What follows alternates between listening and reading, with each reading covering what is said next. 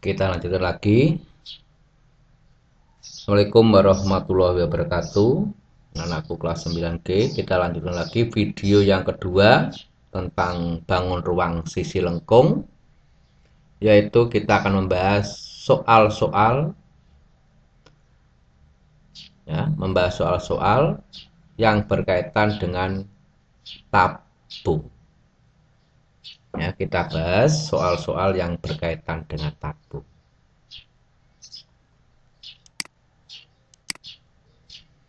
Ya, soal latihan. Yang pertama, mari kita pahami bersama. Seseorang ingin membuat tabung dengan volume tabung 628 cm kubik volumenya. Bila jari-jari sisi alas tabung 5 cm, berapakah tinggi tabung? Biasanya yang ditanyakan adalah volume tabung, jari-jari dan tinggi diketahui, ini dibalik. Yang diketahui volume tabung dan jari-jari alasnya, yang ditanyakan tinggi tabung.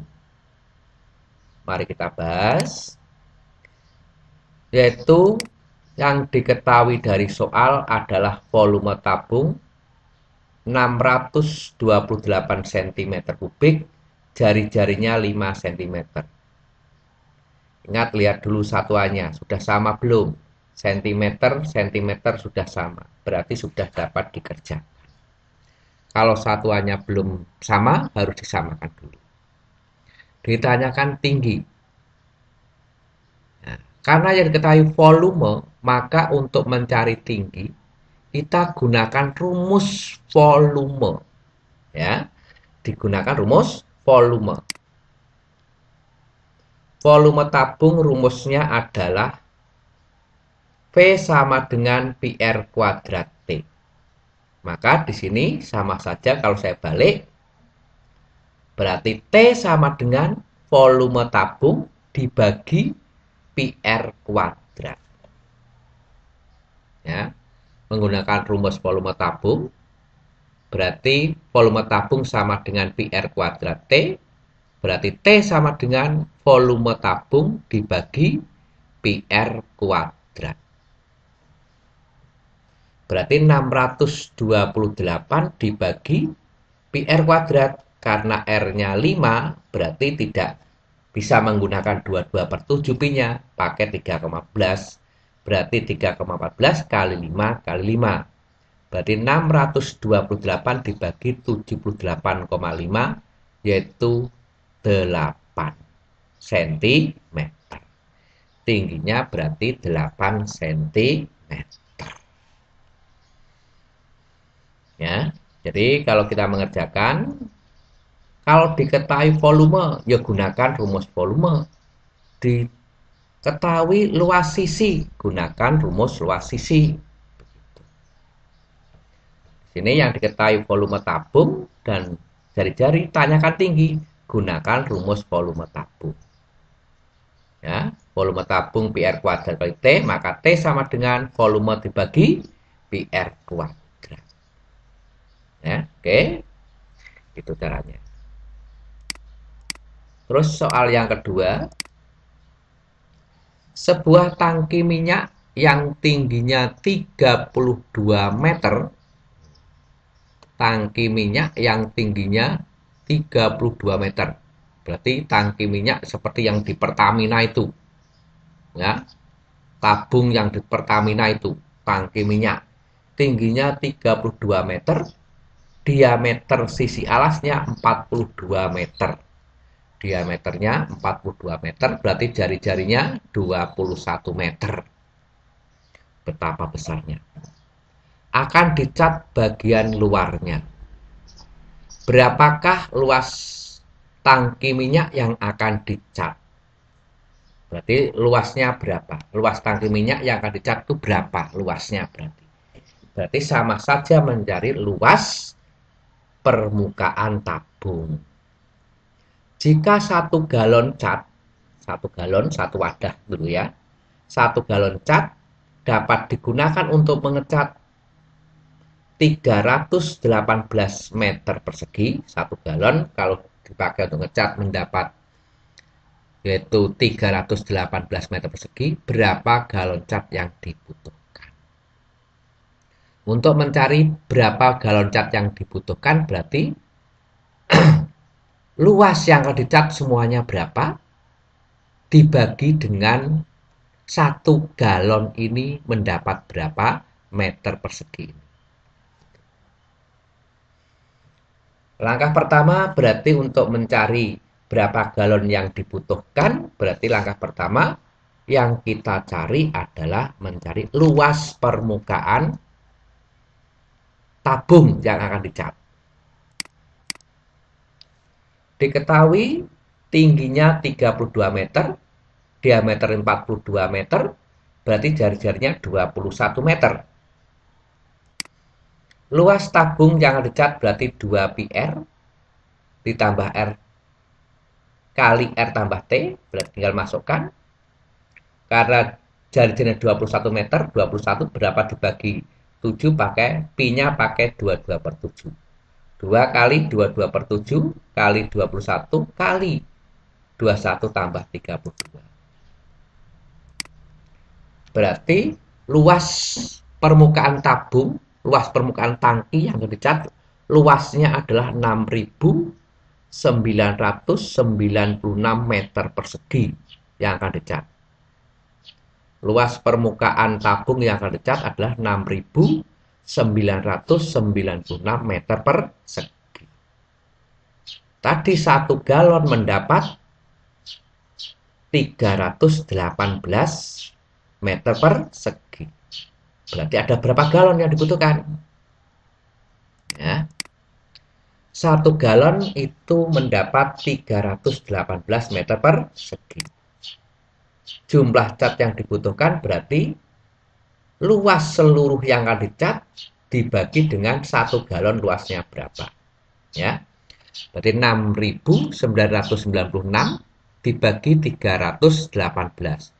Berarti cat yang dibutuhkan semua ada 22 galon.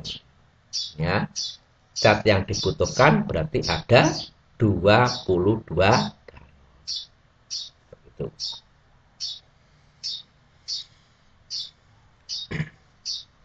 Selanjutnya,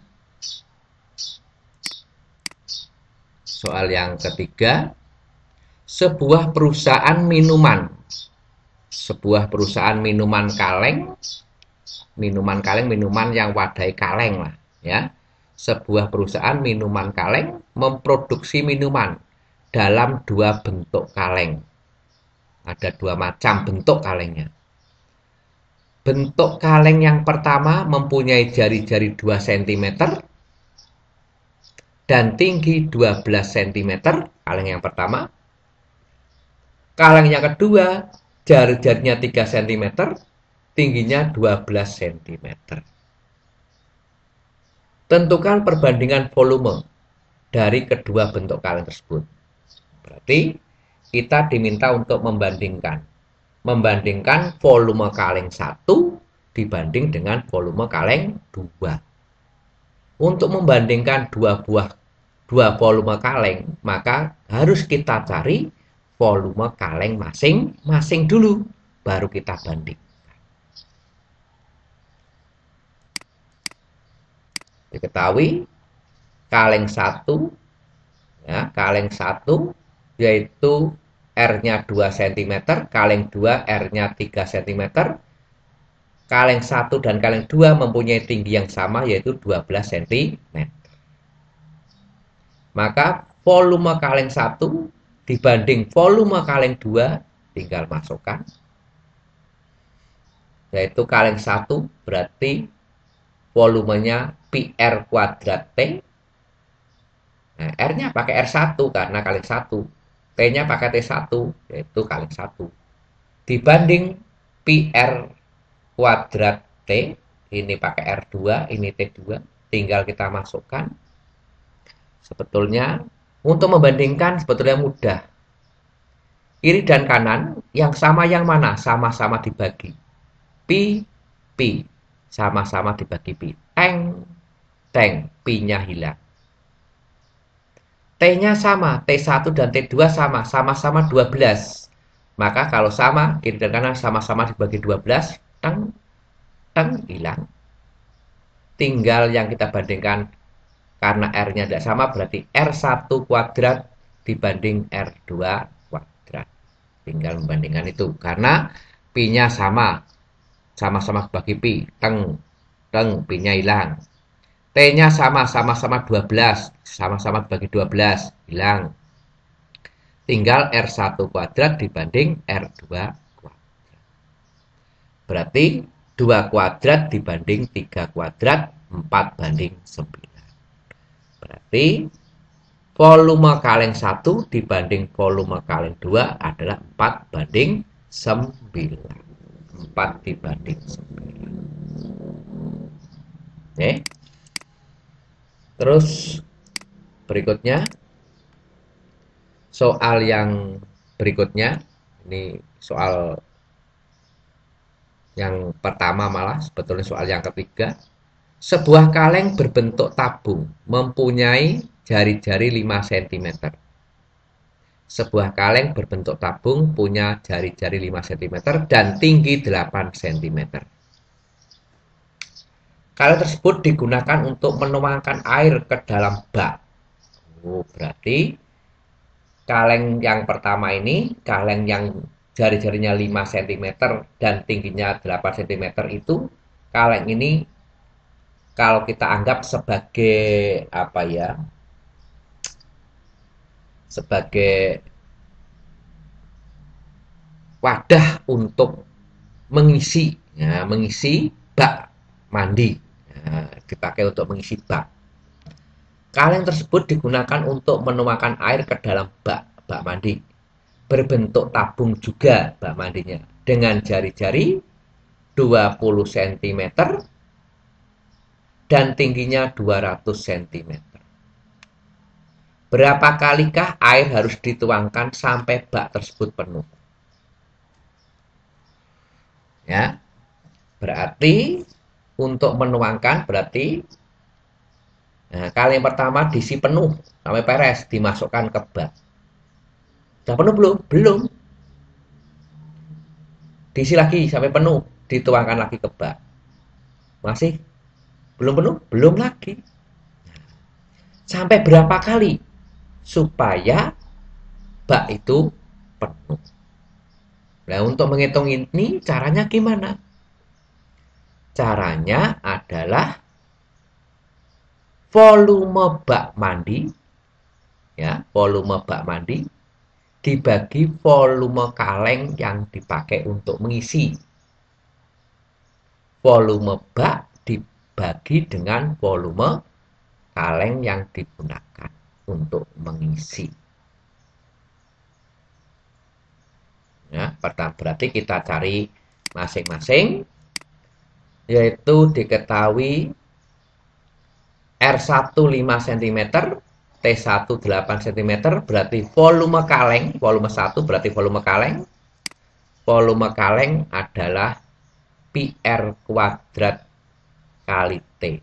3,14 kali 5 kali 5 kali 8. 628 cm kubik. Volume kaleng. Kemudian kita cari volume bak. Jari-jarinya 20 cm dan tingginya 200 cm. Berarti volume tabung kedua, volume bak, yaitu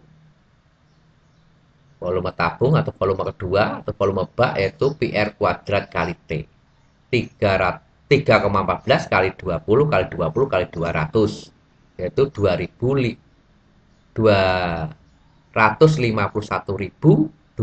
cm kubik. Ini volume baknya. Nah, berapa kaleng yang dibutuhkan untuk mengisi bak tadi?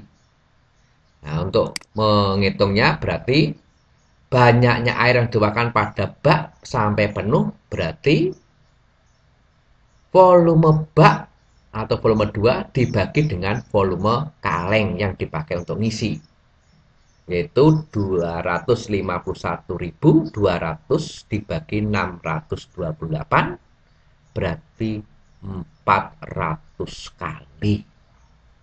Berarti kaleng tadi, kalau kita untuk mengisi bak tadi, berarti 400 kali menuangkan baru penuh. Ya, baru penuh.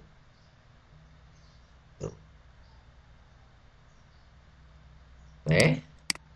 Terus selanjutnya soal yang kedua. Sebuah tangki air berbentuk tabung.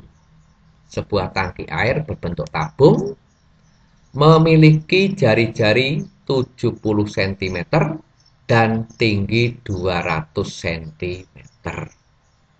Tangki tersebut akan diisi air dengan debit air 1000 cm kubik per detik. Berapa lama tangki tersebut akan penuh? Maksudnya di sini ada tangki air. Ada tangki, yaitu jari-jarinya 70 cm dan tingginya 200 cm.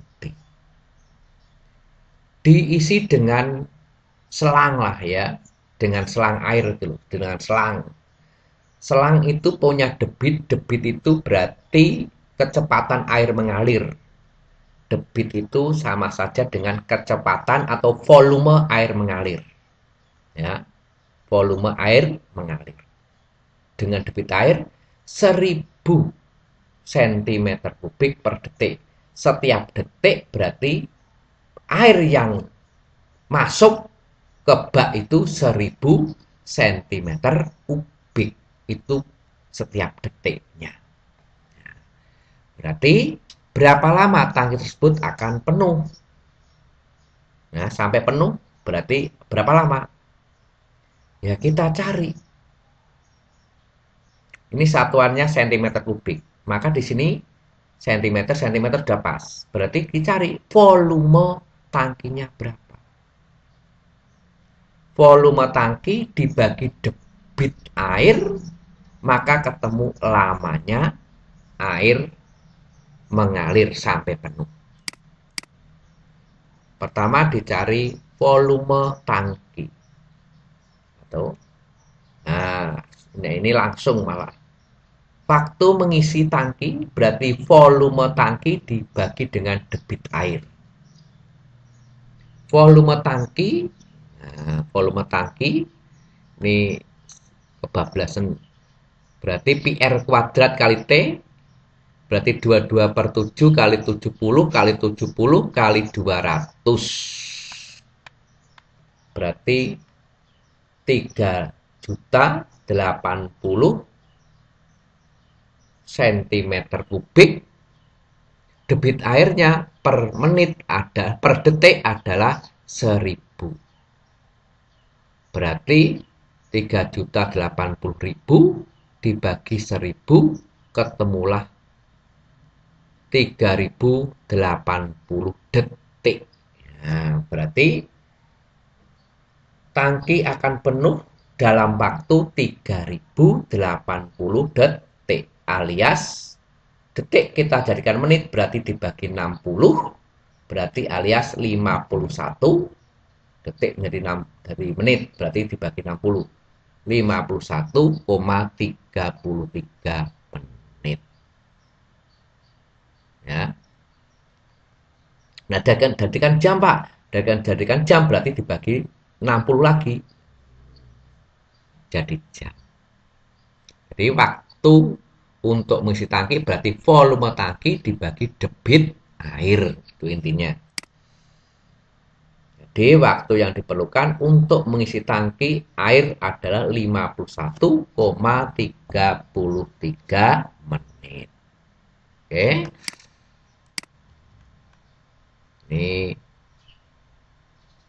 nanti kalau seperti ini, kalau misalkan kok satuannya tidak sama, Kok ini satuannya liter, maka liter harus jadikan sentimeter kubik. Liter harus jadikan sentimeter kubik dulu, baru bisa dikerjakan. Satuannya harus samakan dulu.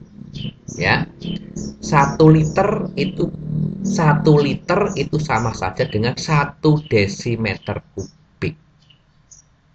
Saya ingatkan, 1 liter sama saja dengan 1 desimeter kubik. Berarti desimeter kubik ke sentimeter kubik berarti turun 1 langkah, karena kubik pangkat 3 berarti dikalikan 1000, setiap turun 1 kali 1000. Berarti 1 desimeter kubik sama saja dengan 1000 sentimeter kubik. Ya, nanti kalau kalian kok ketemu dengan satuan yang berbeda harus samakan. Kalau ketemu dengan satuan liter, 1 liter itu sama saja dengan 1 desimeter kubik. Ya, 1 desimeter kubik sama saja dengan 1000 sentimeter kubik. Nah, sampai di sini dulu untuk pembelajaran pada pagi hari ini. Ada 2 video, mohon untuk dibuka semuanya. Kemudian untuk tugas sudah saya kirim ke Telegram. Tugas yang keempat berarti tugas tentang kesebangunan dan kongruensi. Mohon dikerjakan dulu. Baru kalian mengerjakan soal tentang bangun ruang sisi lengkung ini. Ini tugas yang ke-5. Ya. Kalau ada pertanyaan silahkan ditanyakan. Demikian. Assalamualaikum warahmatullahi wabarakatuh. Selamat belajar.